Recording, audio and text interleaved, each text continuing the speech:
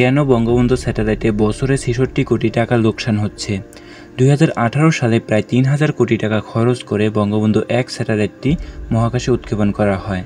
উৎক্ষেপণ করার আগে ও পরে নানা সুফলের কথা আমরা শুনতে পেয়েছি, কিন্তু আদৌ কি কোনো সুফল পাচ্ছি আমরা?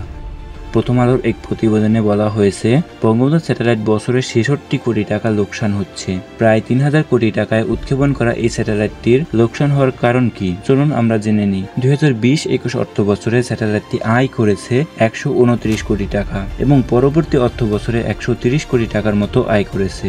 এই আয়ের প্রায় পুরোটাই আসে দেশের বেসরকারি টেলিভিশন চ্যানেলগুলো থেকে ও খুবই সামান্য পরিমাণে আয় করে বিদেশি টিভি চ্যানেলগুলো থেকে। বিদেশি চ্যানেলগুলো এই স্যাটেলাইটটির সেবা কিনতে চায় না কেন?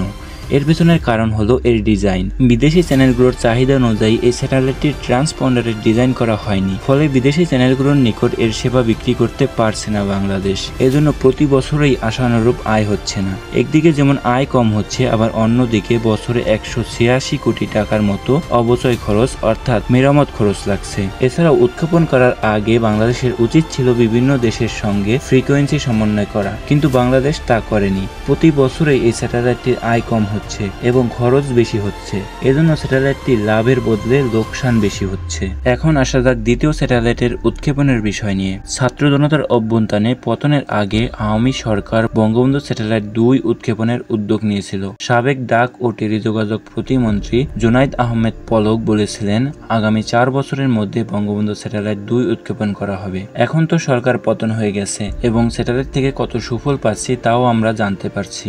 এখন নতুন সরকার কি বঙ্গবন্ধু স্যাটেলাইটের এই করুণ অবস্থা দেখে আবার দ্বিতীয় স্যাটেলাইটটি উৎক্ষেপণ করবে? এটা সরকারই ভালো বুঝবে।